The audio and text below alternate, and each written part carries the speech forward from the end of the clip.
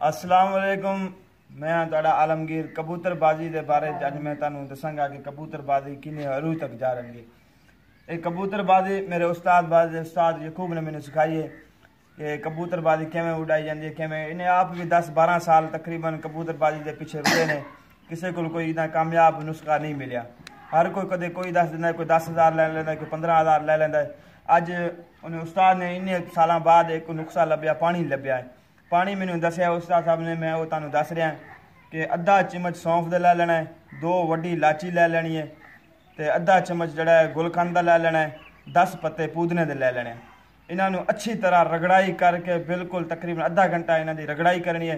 फी कबूतर के हिसाब न 15-15 सीसी वो पा के कबूतर ने शाम को रख देना है। रात सारी पिजा रहे, सुबह को निपोड़ के उन्होंने जो 15-15 सीसी दे के रख देना। नागे वाले दिन लाना है, नागे वाले दिन तो पहले नहीं लाना। नागे वाले दिन ला के अगले दिन जड़ा ना कबूतरबाजी की फिरता लाई जाओ। इस हिसाब न फिरता 15-15 दिन के बाद कबूतर पानी लाई जाओ। बिदाम उन्होंने रज के खुआओ, फड़का तुहानू मज़ा देगा।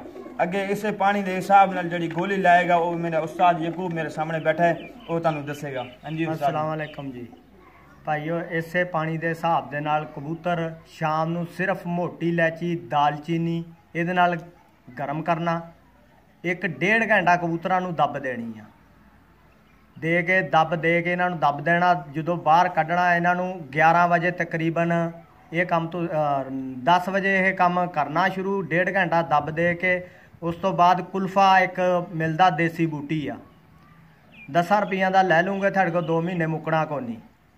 ਉਹਦੀ रगड़ाई चंगी तरह अच्छी तरह कल्ले कुल्फे की रगड़ाई करनी है। रगड़ाई चंगी तरह करके एक विच गोली पा देनी है